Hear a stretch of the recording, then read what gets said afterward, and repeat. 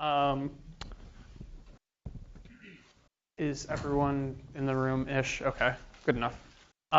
Okay, hello. I'm Eric Schwartz. I'm from Yahoo, and today I'm presenting on the Carp plugin, which is it's currently a plugin that we use at Yahoo internally, and something that we're proposing as a new experimental plugin for ATS. There's a pull request open on Git for this now, and yeah. So just like an outline of what I'm going to talk about, give an overview of the Carp plugin, talk a little bit about the implementation, some insights that we've had in our use of the plugin, give sort of a quick and dirty Carp versus hierarchical caching comparison, because both can be used for increasing your effective cache size. Give some other Carp plugin features. Blacklist, whitelist is one of the features that Carp supports. Carp can be run in both a pre and a post remap mode, and then there's a new feature that I just worked on where you can replicate objects in a Carp cluster, and I have to tell you a little bit more about how Carp works in the first place for that to make more sense, and then we'll close with questions. Okay, so what is Carp? Carp is an internet draft from Microsoft. It's an acronym for Cache Array Routing Protocol. A notable implementation is it's used in Squid for load balancing across a cluster of proxy servers. This is similar to the ATS with the Carp plugin. And nodes health check each other to maintain a list of available nodes. And so maybe a little bit more than what's on this slide, we effectively use Carp to have a cluster of ATS servers that effectively have a single shared cache. And so, if you have 4 hosts, each with like a terabyte of memory, now you suddenly have a 4 terabyte cache as opposed to 4 hosts with 1 terabyte of cache and a bunch of stuff replicated and redundant. So for a really simple, quick and dirty how Carp works, for every incoming request, you generate a hash node, here listed as node, that is the quote unquote owner of that URL. And there's obviously more to it than this, but you get a score from that hash, and that returns a node for you. If that node is self, so if you return yourself, congrats, you're the owner of that object, and you handle the request normally, as if you're in any other ATS instance. You request from origin, serve from cache if you have in cache, and when you get a response from origin, cache it. So otherwise, you forward, that's sort of the boring case. The interesting case is if you get another node, you forward the request to that node with an added loop prevention header, which is important because you don't want a bunch of nodes, hashing a different one and looping, and it's bad. And it prevents the second host from doing an additional get score from hash step and wasting time there. And it sets the node, you forward the request to that node with tshp server adder set. You do not cache the result, but you do respond to client still. And sort of for a walkthrough of a Carp request life cycle, here you have a client talking to a Carp cluster, in our case through a load balancer that's just going to either round robin or randomly assign based on load to a host in this cluster. And so the client sends a GET. It hits, in this case, host 4. Host 4 hashes, realizes it's not the owner of this particular asset. And so host 4 makes a request to host 1 for the asset. Host 1, which is the owner of the asset, makes a request to the origin for the asset. The origin responds, and host 1 caches the asset in its local cache, and then responds to host 4, which does not cache this response that it's getting. And then host 4 responds to the client. So from the client's perspective here, it has talked to host 4 exclusively, but in the process, host 1 has sort of acted as an intermediate that has cached the asset. And this is great, because you now have 5 times as much cache effectively. And so sort of how does one use Carp? Carp is used as a global plugin. You specify it in plugin config. It's just carp.so and a carp config. Sort of an example of what goes into a carp config. You have a list of servers, and your servers can have different weights. This is useful if you've got a host with twice as much memory. You want it to get twice as much traffic, essentially. And so the hash function is, or the scoring function is weighted when the owner host is determined. And so if a host is given weight 2, that host will end up owning twice as many of the assets. Default, port 80, default weight factor 1. As I said, Carp maintains a list of which hosts are up through health checking. Each host health checks each other host, and it health checks by requesting this particular asset. And when this asset is requested of any host in the Carp cluster, it will intervene and just respond with a 200 OK. There's a frequency of the health check. You can also blacklist certain sites. So these URLs that match this will not undergo Carp at all. And like I said, Carp can be run in either pre or post remap mode. Just some things to mention about Carp from our use. Carp uses consistent hashing so that if we lose a node, only the objects set to be cached on that box will have to be rehashed. This is useful because obviously, you don't want to lose a node and have every single object in the cluster have to be rehashed and kill your origins. There are some trade-offs with using Carp. Namely, the probability that a request will be forwarded to another host in the cluster increases with cluster size. So if you have 20 hosts in a cluster, 95% of the requests, and they're given equal weight by your load balancer, 95% of your incoming requests are going to hit the wrong host, and you're getting an extra hop in here. I didn't put this in the slide because I didn't know what numbers I could put in here. It says in practice, this has a few milliseconds of latency for the majority of requests. We have all of our Carp clusters deployed in the same data center or the same edge co-location, and practically this extra hop is about 2 milliseconds of latency. It's very small. But the benefit here is that you have a much, much larger effective cache size, and so you're going to origin less, ideally, or hopefully. And so, yeah, like I said, it's better than having to go all the way back to the origin for a much larger proportion of requests. Because if every single host in the colo is seeing similar traffic, you're going to cache the same objects, and you're going to have a large proportion of your traffic that just isn't able to fit in cache if you have small caches. So hosts can be assigned different weights for percentage of objects that they own. Useful, like I said earlier, if the storage space of hosts in the cluster differs. Health checks are currently, we don't in practice in practice all of our hardware in a given colo is the same, and so we don't utilize this weighting in production, but it's there, it works. If it's useful for you, feel free to use. Health checks are currently peer-to-peer with n-square scaling. That's obviously less than ideal. I've been looking at how we would improve that. It's not in there yet, but it's a known issue and something we'd like to improve. Yeah. Have you considered reusing the inner cluster requests? Right. So if I'm host 4 and I just talk to host 1 and cache this object not successful request through. Oh, doing that instead of having a health check on a frequency? Yes. So that is not currently implemented, but that would totally be a better way to leverage the inner colo traffic. Yeah. Have you been looking at that? Or? It's actually not something I thought of right away, but that's a good idea. And yeah, so. Always. Yeah, Ed has some interesting stuff that he's doing with the traffic manager plugin in iNotify, where he's having a list of servers maintained on the host, and then the other hosts are updating with iNotify to. Am I misrepresenting this wildly? that is one configuration. Yeah. Okay. Yeah.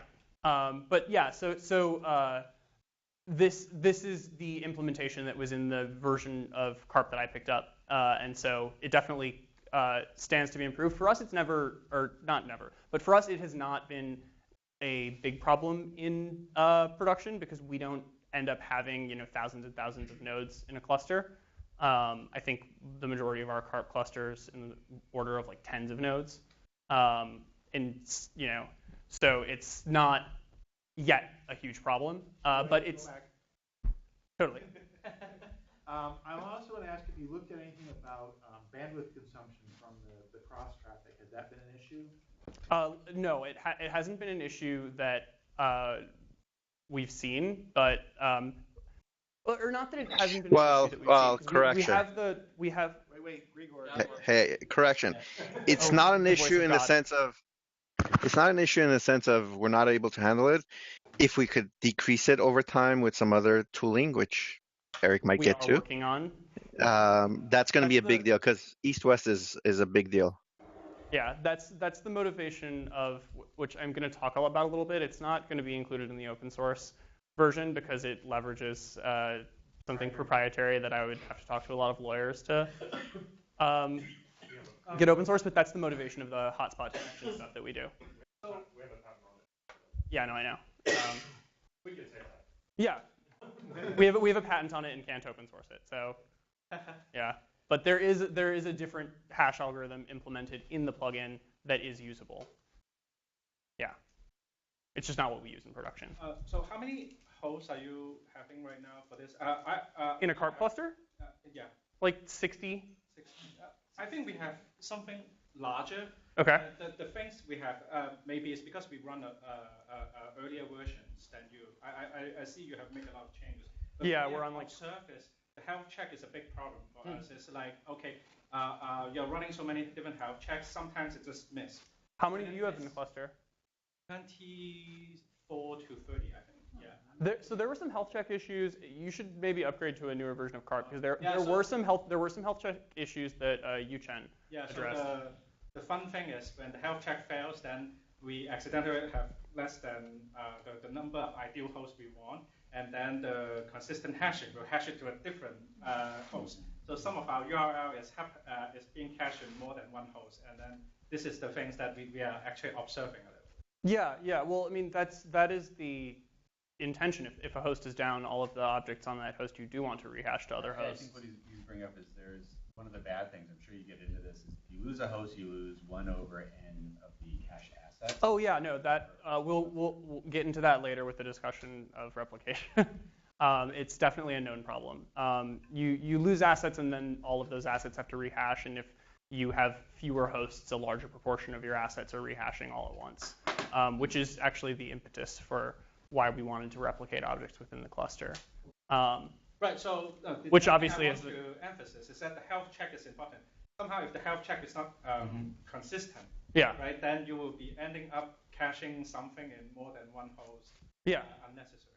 Yes, absolutely. Yeah.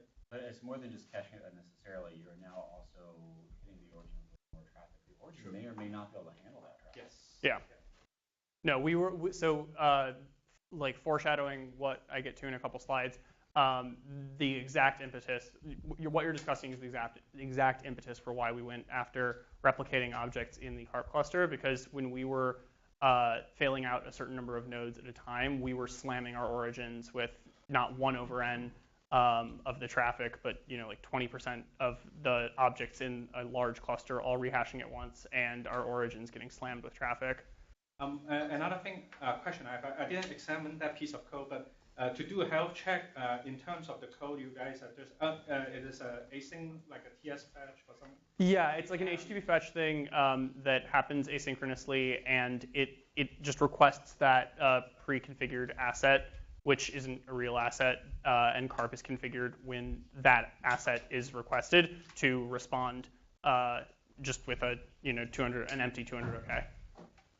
And that response verifies to the other Carp peer, I'm up. Yeah. How often are the health checks? So it's configurable. Default, I think, is 30 seconds, or maybe it might be 30 milliseconds. It's 30 milliseconds. Sorry, but It's seconds? It's seconds. Okay, my bad. 30 milliseconds is like you swap. A lot of traffic. Yeah, I know. Yeah. That's the default. Could reconfigure that if we want. You guys handle like a critical number of failures before you mark it down and that sort of stuff? Or is it just No, it's if the host does not respond, it's marked as down. It will continue health checking the host to see if the host goes back up. But so there's nothing to stop like hosts from clapping or something? no, not in the bare bones implementation that's currently there. Like I said, the health check is one of the parts that does need improvement. Dave, do we use 30 seconds in default, or we use it's shorter? It's default, but we change it. We change it. Okay, yeah. And then there's the timeout too. Okay, yeah. Also configurable. So it seems like your replication is just kind of a special case of having a really hot object. So you have one specific thing that's really important to. Yes and no. So there are two different things that I will discuss in here. We do hot object detection. It's the patented thing that we can't open source. Or the way we do it is patented and can't be open sourced. Hot object detection is something that if people are interested in doing implementations of, the carp hash function is completely replaceable. We do that in production. The other replication that we do is for all objects. And so you are then sort of working backwards and decreasing your effective cache size again, but it provides you with the additional stability of knowing that you have multiple copies of every asset in the pool. But then you can just, if you want to do that, then you just make those everything cacheable on the way out. Like so, as the guy that comes in, the receiver of the request, he goes off to his brother and gets data and just happens. Oh yeah, no, I go over our implementation here, and that's essentially how it's done. But you control which ones you drag it through all the clouds. Then you're basically functioning like you're a full ATS cluster of individual nodes. And I mean, you could set replicates to n and get that exact behavior in a sort of convoluted way. But you can also set replicates to a k that's much less than n. And there's some interesting stuff there where what you were describing is basically exactly how the replication implementation works. We don't make multiple requests to the origin to replicate an object unless the object is completely lost, and then obviously we have to. So yeah. Other things, because every forward request hits 2 boxes, you'll get an extra TCP missing logs, and if you use your logs to determine things like cache hit rates, you have to modify it. I just included this formula in here in case it's useful for anyone down the line. We track a header to do this. We just log a header value, and this unfortunately screws up your cache hit miss on a per box basis, and you can recompute it on a per cluster basis with a pretty simple calculation. Back to this, yeah, health checking. Each host periodically fetches health check URL. Doesn't scale well, known issue.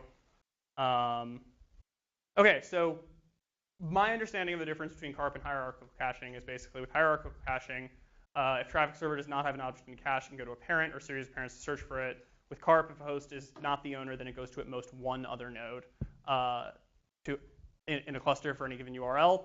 So this is kind of useful in that, like, I think that this is maybe not better, but there is an advantage here of you will go to at most one other node, and then that node will go to origin, rather than you going to that node, getting some sort of like failed response, and then having to go to the origin separately. But obviously, they're just different flavors of ways to do things. Also with hierarchical caching, if traffic server finds the object in a parent's cache, it will also cache it after responding with a basic configuration of carp, no replication.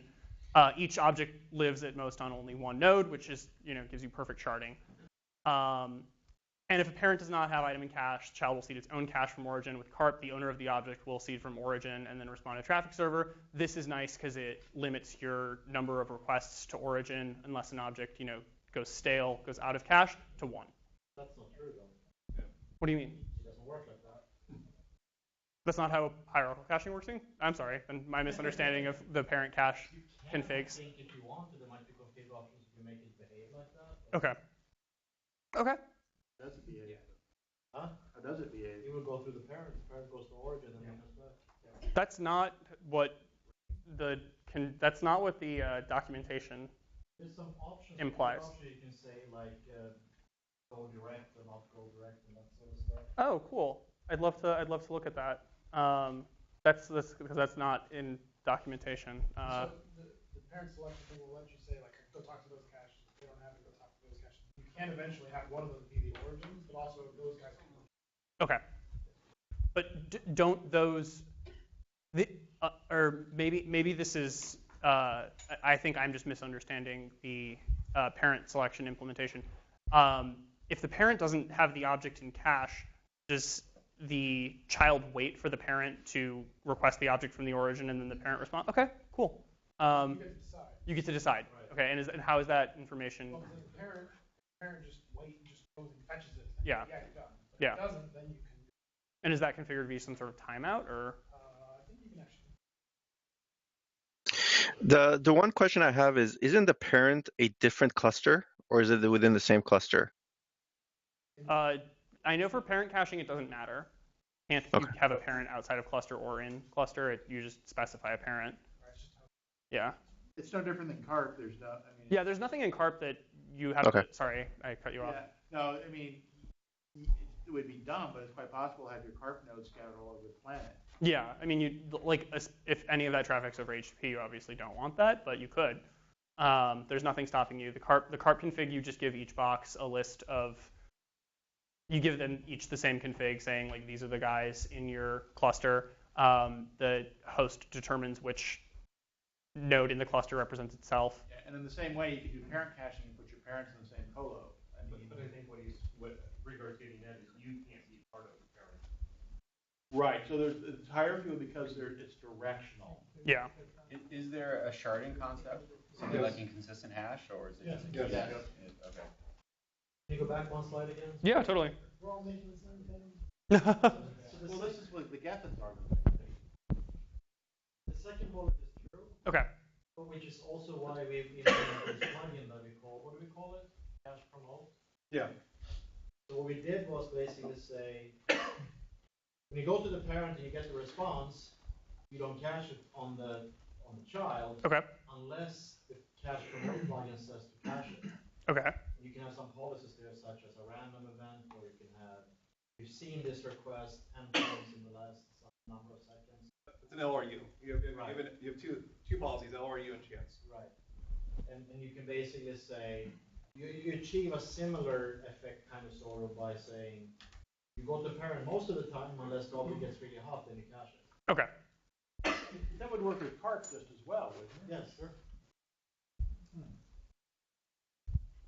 So if you have the same case, you could basically let it be cacheable, but then use the cache promote plugin to control if it should be written to the peers or not. Okay. Okay. Well, my misunderstanding there. No, you're right. You're actually right on the second phase. I'm just pointing out that we Have a plugin that gets around it. this plugin for this exact purpose. Okay. And then so the first bullet point here is, I don't understand. Yeah, why? I don't understand the first one. Why do you? The first bullet point is just a misunderstanding on my part, it sounds like, because I either misread the documentation or the documentation doesn't It might not be clear. clarify that. Well, this is something that's been changing a lot. I mean, John Rushford has been done a lot of work to increase the potential complexity and usability Thanks, John. of all of this. So that's been a lot of ferment there. Yeah. Okay, so back to this. For Carp also allows you to configure both a blacklist and a whitelist of certain, not hosts, sorry, or I guess hosts, but URLs. Useful for health checks. We blacklist health checks so that you don't hash on those. I'll amend the slide before. Are we uploading slides again this year? Or Yes. okay, yeah, I'll amend the slide before I upload that, and I'll drop the. slides. Yes, just making sure. And if a host is on the blacklist or not on the whitelist, Carp will treat it normally, will not forward. This isn't on here, but if there's a whitelist configured that overrides the blacklist, it currently does not support both. And a to-do, we want to extend black and whitelist to support regex. Currently, you have to specify each individual blacklisted or whitelisted URL, and that can obviously get, unnecessarily large. And what about dynamic traffic? So is there a dynamic traffic use case, uncacheable? Well, yeah. For uncacheable traffic, you would just you would blacklist that host or whitelist only the static assets, because then you would just proxy normally. You're not performing the hash. Basically, if it's on the whitelist, it's as if the Carp plugin is not there. The server behaves normally. Could you make it a remap plugin so you don't have to do this? Could we make Carp a remap plugin? So we have looked into that. There were some issues with, we wanted to make Carp a remap plugin. I think it's the next slide. Carp behaves normal or really well in the pre-remap case. In the post-remap case, there's some weirdness, and we looked at making it a per remap plugin there. It's currently not. It's currently a global plugin. But in the pre-remap case, I think it would definitely be straightforward to make it a remap plugin. It's in the post-remap case where we do some weird bad stuff. We don't use it very much anymore in the post-remap mode because of that. What we've done for some is the second plugin, which all it does is tag it. Okay. And that way you kind of cheat. Oh, interesting. So that way there's actually a global plugin. You like tag it right away, and then yeah. That way it's from the remap config, it looks very nice. Oh, tag this thing. That way. Do you just use how to rewrite for that or something, or? No, like you can actually make your plugin. Oh, okay. That tags the transaction. Got it. Okay, got it. Okay, so yeah, that's what I was saying. Carp can hash on either the pre or post remap URL. If a lot of assets remap to similar URLs, running in post remap can, in practice, increase overall cluster CHR pretty dramatically. However, post remap mode can behave poorly with some other plugins. That's because in post remap, Carp does something bad and skips certain plugin hooks, which, yeah, can be gnarly with other plugins. Post-remap forwarding happens on a separately configured incoming port.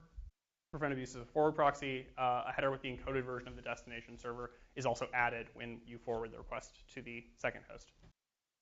Pre-remap is the default and what we utilize more at this point. Okay, so getting to the replication stuff that we were talking about briefly. If we lose a host or a group of hosts due to a network failure or for operational reasons, all of the objects on those hosts will have to rehash the different hosts in the Carp pool. Those hosts having assumed ownership of the object will go fetch it from the origin. And if this happens for a large enough chunk of the Carp pool, it can cause those origins to fall over. Or it can just be very, very poor performing. And so we wanted to see if there was a way we could get around this. So we sort of came up with this way of doing it. If an object is in the local cache, just serve it normally. Otherwise, if the Carp routed header is present, meaning that this is a forwarded request from another Carp peer, we fetch it from the origin cache. Otherwise, you generate an owner list of size k for the object, which is actually really convenient because the way, I sort of hinted at this earlier, but the way Carp's, at least the algorithm that we're open sourcing for the hash algorithm works, is it actually generates a score for each node in the cluster for every hashed asset or hashed URL. So rather than just producing a single node, it will produce a list of nodes that are scored. And so what we're able to do there then is you get the first in the list, which corresponds to the previous node returned Carp owner. And if first is self, you fetch from the origin because you've just discovered you're the owner of the object. Otherwise, you fetch from the first in the list, the primary owner. And if you successfully retrieve the object, if you are in the owner list of size k that you've retrieved, and size k is your replication factor. So upon successful retrieval of the object, if this node that is performing this is in the owner list, you cache the object. So as sort of a couple examples of what this looks like in practice, because this is a much easier way to convey it than going through that again. The client gives the secondary owner. So in this case, we have a replication factor of 2. The client, if the replication factor is set to 2, and the client sends a GET, and it hits the secondary owner, the secondary owner will issue a GET to the primary owner, which will request the object from origin and respond to the secondary. The origin responds to the owner gets the object, caches it locally, responds to secondary, which responds to the client, and also caches it locally because it has recognized itself also as an owner. This is great because now on one request, we've gotten full replication of this object. Now, obviously, if this secondary is actually just some sort of non-owner, we skip this step and we don't cache. And so in that case, we wait until a request comes in and actually hits that secondary for the object. That secondary requests the asset from the owner, which looks it up in its cache because its cache has already been seeded at this point, responds, and the secondary is now able to respond and cache. So we have just, in this situation, the owner has already been seeded by some third host getting a request for the object, and now we're able to seed the secondary host's cache without ever going back to origin, which is convenient. And in this case, this is nice because, like I was talking about earlier, if the primary owner is down, then we are able to, for a request coming in, hitting the secondary owner, serve the object from cache without having to go to origin. And that was sort of the impetus of this. I don't have a slide for this on here. I do have a diagram for it somewhere. But in this situation, if we were to hit another non-owner, that non-owner will now have recognized through health checks that the primary is down as well, and the secondary will be the new primary owner in its generated score list, and so it'll request from the secondary. And yeah, so that is essentially the impetus for, or not the impetus, that's how the replication as implemented works. So, yes? In scenario 1, totally. you kind of eliminated the need for carp now, right? Because every host only if sorry. Yeah, no. So we haven't eliminated the need for carp because in this case we've hit the secondary owner. This is if this. So let's say you have a max stage of 10 seconds. Traffic is less, 10 seconds. Hit secondary. Instead of going to the origin, you go to the owner. Okay, got it. You save there for 10 seconds. Save here for 10 seconds. I think most of our assets are much longer lived than 10 seconds. I mean, I can draw. I could draw for you, or I could just explain. If you hit a non-owner in this case, you're not going to replicate the object again. It's not that every single node becomes a secondary. So if you have a cluster size of 10 and a replication factor of 2, any given asset will be on at most 2 hosts. Oh, okay. Yeah. So there's a factor. Yeah. So that's what is back here in this, if else. That's the size k is the replication factor. So you are only replicating an object k times in a cluster. Now, there are circumstances where if you lose your owner and your secondary becomes your new owner, and now what was previously the tertiary non-owner is a secondary, you will have 3 copies in the pool until the owner comes back up, the other host recognizes it as up, and the tertiary is able to evict that object from its cache because it will no longer be registering as an owner in the replicate lists. But that's sort of that's very much an edge case, and that's intended behavior still, because the point of the replication factor is to say I want to do as much as possible to keep k copies in the cluster. And so if you lose an owner, or if you lose the primary owner, you need another way of getting a third copy, or a second copy. Sorry, words are hard. So yeah, also tied into this replication stuff, sometimes it's useful to specify different groups of hosts when replicating objects. An example of this would be network topography. We want objects to be replicated across multiple pods, not something we do in practice, but could do that, or more likely, multiple switches in the same pod. So this way, if you're losing a switch, you will know that you have a copy of the object up behind another switch. This is done sort of the way that you configure weights previously. You specify a group number for each host, and this can be configured if replication is turned on, and objects will be spread evenly across the groups. What this basically translates to is if you specify 3 groups and you have a replication factor of 3, there will be 1 copy of each asset in each group. If you specify 3 groups and you have a replication factor of 2, no object will be in more than one, or no group will have more than one copy of the object. So 2 groups will each have a copy of the object, and the third group won't. And yeah, so this is sort of meant for the case of like if you lose a switch, you don't lose all of the objects behind that switch. You change the number of groups without having a full rehash. In the current implementation. Is that implementation open sourceable? Yes, that is. The group stuff is all open sourceable. And if you change the number of groups with that. Rehash anything. Yeah, I don't believe so. I've never done that in practice, so I don't want to give you a completely firm answer. But if you were to, the way you would do that is you don't specify a number of groups in the config. You specify the groups with each individual host, which group it belongs to, and it can actually be, it doesn't. No, it does have to be an integer, but. So if you added a 4th group to one of the hosts, then. Yeah, like objects wouldn't have to rehash. Well, any object that found itself hashing into that wouldn't be where it was before. So. You're basically making your hash go from 3 to 4 things. Yeah, so it's usually. You're not hashing from 3 to 4 things though. The way the group selection works is you still perform the same hash to. Some objects would definitely have to rehash. It wouldn't be a complete rehash. The way the group selection works is you generate the score list, and then you also maintain maximum, based on the size of the replication factor and the total number of groups that you have, you maintain the maximum number of copies that a group can own. And as you go down the score list, determining owners, for like a secondary, if the secondary is in the same group as the primary, the tertiary becomes the secondary instead.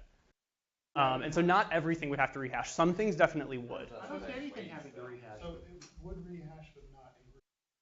Or let's say added a new box in group 4. Yeah. Stuff would rehash, but not everything. Not because group 4 showed up.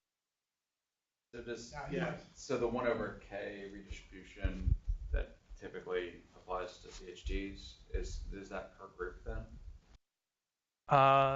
Yeah, each group will receive a 1/k of its own group. Not of its own group. Each. Or 1/k of the whole system. No, not 1/k. It would be 1 over. Yeah. So k is your replication factor. Your number of groups is like n. No. Yeah. So each group will receive 1 over n copies of the object maximum, but in that group. I'm not understanding. You have 100 machines, right? But if you have 4 groups, there's 25 in each group. Yeah, but if your replication factor is 2, then you will have possibly, for example, 1 in group 1, 1 in group 3. Groups 2 and 4 will not get any. Right, but if I removed a machine from group 1 and I had an asset on that machine, is it possible that that asset gets rehashed outside of that group? Yes. Right, so then you do violate the 1/n redistribution if you add a new group then. See a way that you wouldn't. No. Not for every single object. No. For some objects would rehash. No, that's not true if you have a group replication factor requirement, right? Because that adds a weird pressure on that. Oh, I understand what you're getting at now, because each group will now only own 20% of the assets. But it wouldn't cause every single asset to rehash. It would just cause. Just a lot more than 1/n. Yes. That is true. I have to disagree. I don't see why anything would get rehashed, right? The primary owner does not change no matter what your groups are. Yeah, it does. Well, if you add the box goes away. But if you. So that adding groups is not taking a box away. Yeah. So. Just about adding a group or not. The problem is it's consistent hashing, right? So at some point when you add that one box to the 4th group, it will now become the primary owner for certain things. But adding one box even in the normal case is going to cause a lot of objects to rehash, because you're going to have different score, like that box will appear in different places in different score lists. Yeah, sure. So the issue isn't the larger issue isn't adding an additional group, it's adding an additional box. Yes. Adding an additional box to. Not with what you described.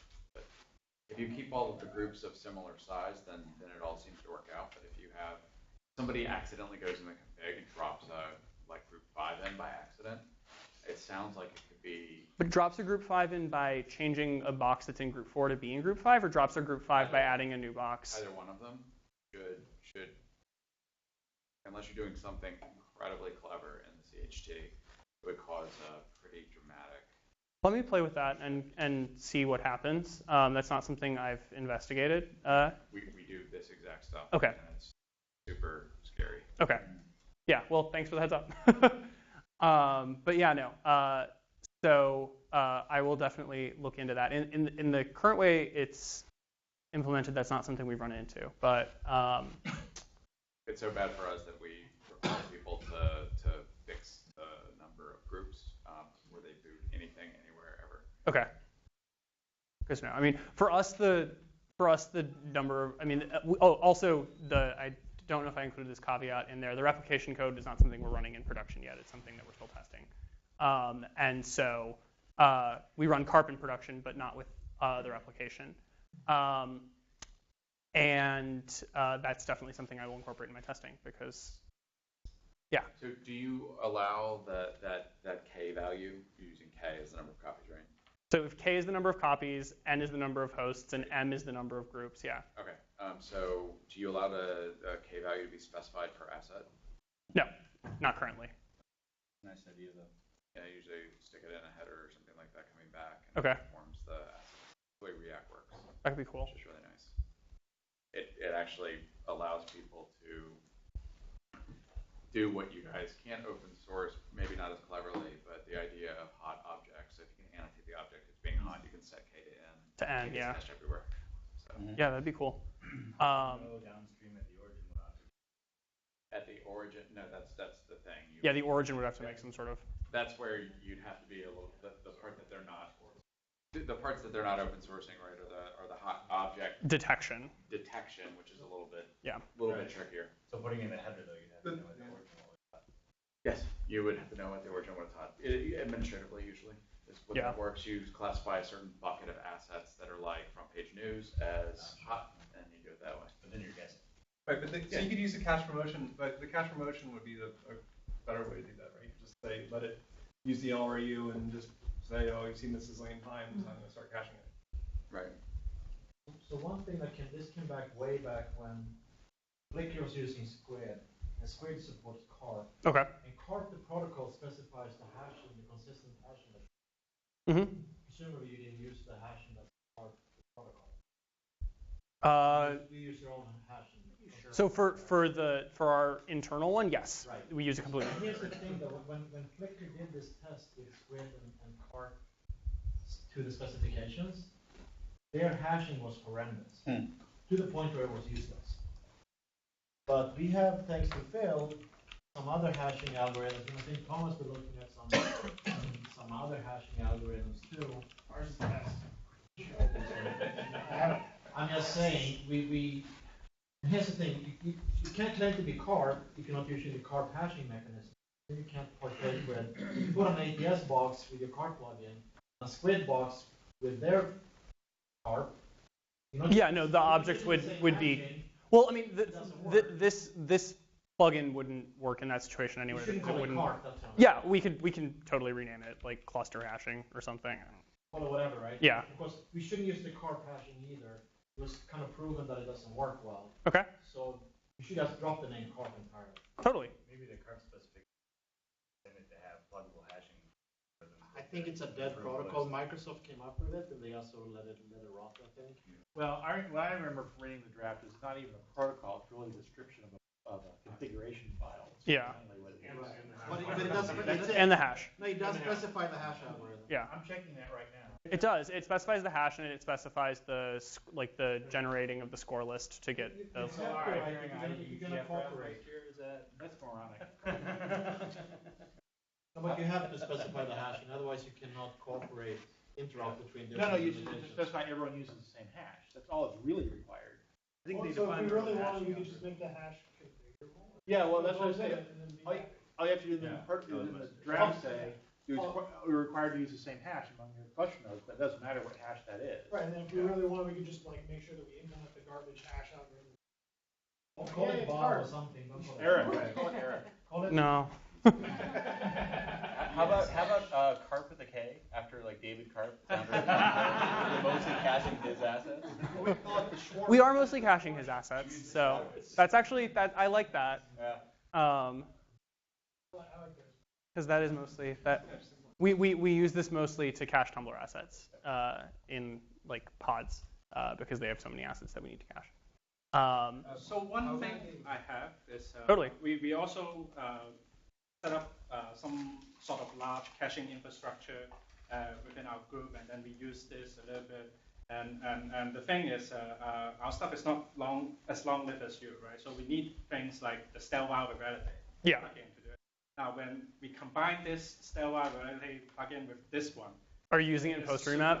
Because of the fact that we have async requests Okay. inside the stale-while virality. Now, the async requests will also get Carp as well, too. Well, you could so we have a lot of tricks to actually get it to work together, and the end result is super complicated. Yeah, we haven't run into anything quite that nightmarish, but it definitely does have issues with certain other plugins, especially in post remap mode.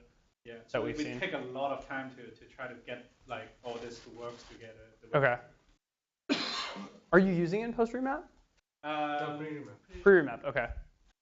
Will the header ATS carp router have more values based on whether it was sent to primary owner or secondary? Not currently. That might be interesting. But right now, basically the ATS carp routed header is just looked at by the second host to prevent loop prevention, and we sort of also use that to logging. Well, no, we actually don't log that header. We log a different header. But yeah, no, that would be potentially interesting, where you could have some sort of way that the secondary is communicating to the primary, like not only am I sending you this request, but I'm also an owner. Not something we currently do, but that's interesting. You could also hope to have metrics for like how deep that chain will. Yeah. Oh yeah. Well, the tertiary would also go to the primary, because the tertiary is still going to hash to have the primary as the highest scoring object, and then it's just going to check that it's in the list, because we didn't want to do the whole like chaining thing with it. Yeah, we had a long discussion about that. We just eventually decided it was as Grigor said, we're already having bandwidth limit. If you start doing this kind of chaining, you're potentially creating like So given that we were just having some discussions between hierarchical caching and Carp, right? So what's the reason why you think Carp is better in your case? Have you done like really like think through? So we haven't really used hierarchical caching. This is something we were already using, and that was working for us. Now that I hear about hierarchical caching, I'm kind of like. I would love to see more about hierarchical caching too, because we did try it, right, David? You guys tried it. I wasn't working on that. Yeah, what was the issues we found with it? It wasn't ready or something? Most of the issues were surrounding when plugins got executed. Okay. Although I think in real life you're probably going to end up using both, right? You're going to have edge pods, which are internally carped, which then talk to parent clusters, which are internally carped, right? Because it's really about expanding your effective cache size at some location, right? If you can't, parent doesn't let you expand your cache out near the edge, right? You still have to have that long haul back, right? Well, no, if you want to do that, then you got to carp. That's an implementation choice. We don't do that. We want our parents in the same place as our contents. Oh, really? Yeah, but is it physically the same hosts? No. So we have it as physically the same host. Like in the pod that's remote, they're carping to each other, and then in a remote location is where the parent is for. Right. I mean, so it seems like the benefit, the benefit is that you can have a simpler configuration, like your 4 hosts can be the same. Yeah. But that's also a con. Like Kit's thing about stale-while revalidate, by having parents, you can say the parents get to have the special stale-while revalidate rules that children don't. Yes. And so it's good news and bad news. Like a little more complexity in configuration, but you get that much more control over your stuff. Yeah. The problem is in some places we only have like, was it sometimes 2 hosts for the smallest clusters? For like very small edge pods. 4 or so. Yeah, smallest is 4 on our side. 4. Okay. Once you start doing like, if you want to do 2 physical tiers. Well, so but what's the difference about like then saying, okay, your 2 of your guys are 3 terabyte cache and 2 of your guys are 500 terabyte. Like you get, and you lose 1 host. You still get. I mean, so that's one thing that's nice. I think we could add it to parent selection and actually just add yourself in there, and then the knowledge about that. Well, so that basically gives you Carp. Well, we looked at that. That was the parent direct thing that I put in that Leif was trying to use parent selection to do the same thing. And you could say, mark which parent was really used so you wouldn't go to another parent. You'd go direct when it hit you. You wouldn't get into loops. And that didn't work out. Well, why didn't it work out? Because I didn't like it got complex, and I ended up, I hate to say this in public, I ended up agreeing with Leif. Oh, did I take note? And it just didn't seem like the right approach. It got complex, and you had to mark special things. Didn't end up happy with it either. I think, but the it's Carp certainly is a better doable. choice. We talked about it some more, and I think we have can sort of solve the common case automatically in many cases. Well, I mean, again, this is the whole Geffen argument. All of this is really the same thing. It's just slightly different rules about how you pick the next hop, right? So now we got like our own. Well, we basically got like at least its own health checks and its own everything. Yeah.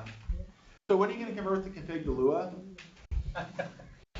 I thought that yesterday we didn't yet have the ability to do Lua plugin configs. Did I not? Did I misunderstand that? Because this is still a plugin, so. Well, that's true. What do you get on that? So I.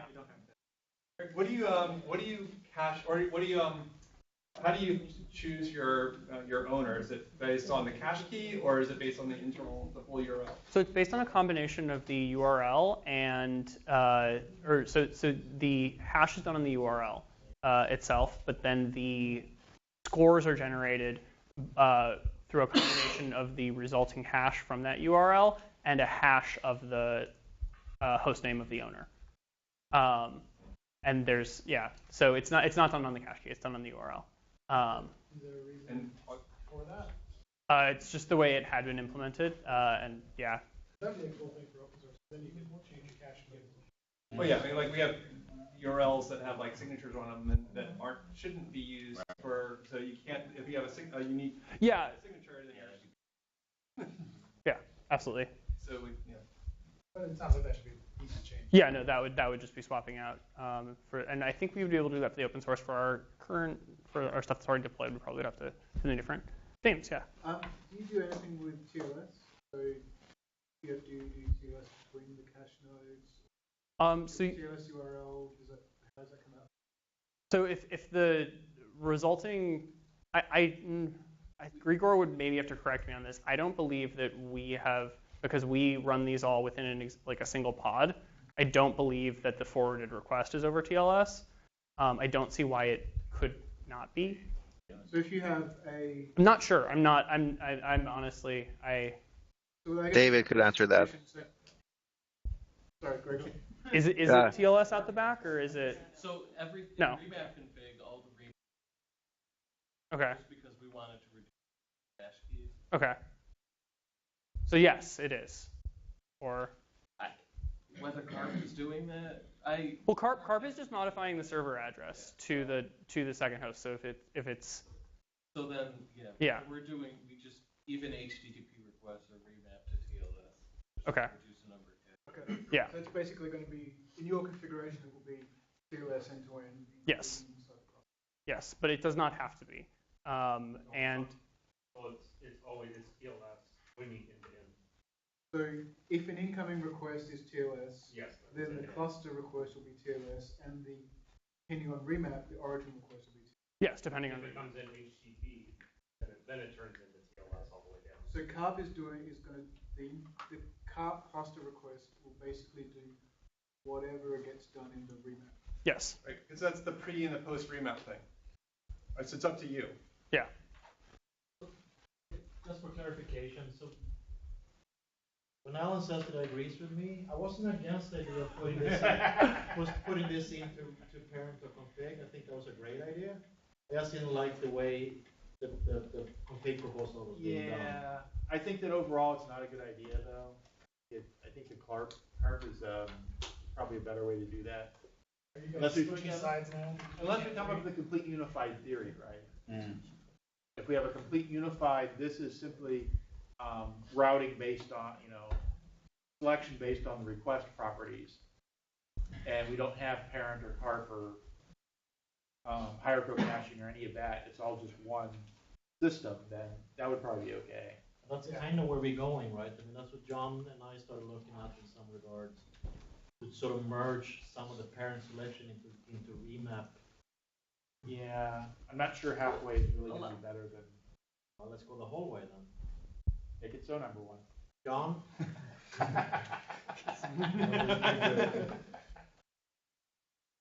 Yeah, we've been talking about this for years. Parent just by going, parent selection just by going to remap.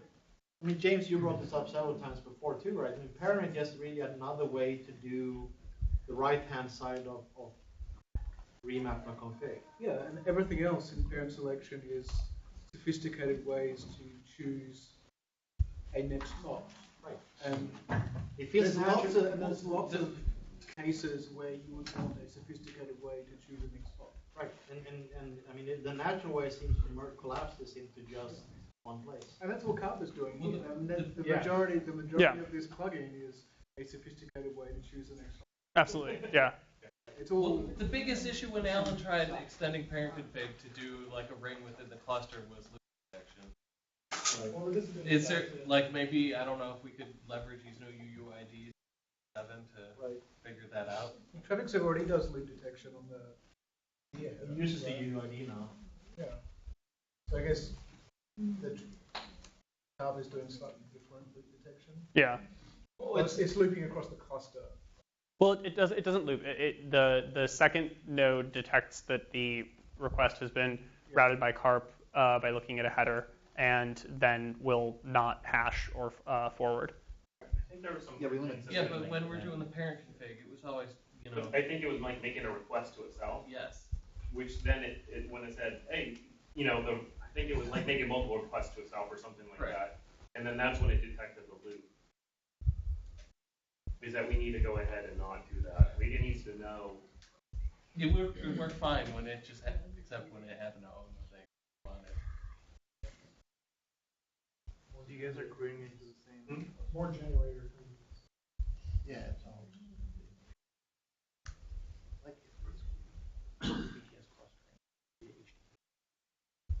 Okay, so I closed my laptop because my screen went off and I couldn't get it to come back. But there's a pull request out there for this if anyone wants to look at the code. It's TS4723. And my hope is to, get I'm working through a code review with Alan right now. I first have to write some tests for the disembodied voice, Grigor here. But I, would add those tests to the pull request, of course. So, yeah, that's my talk.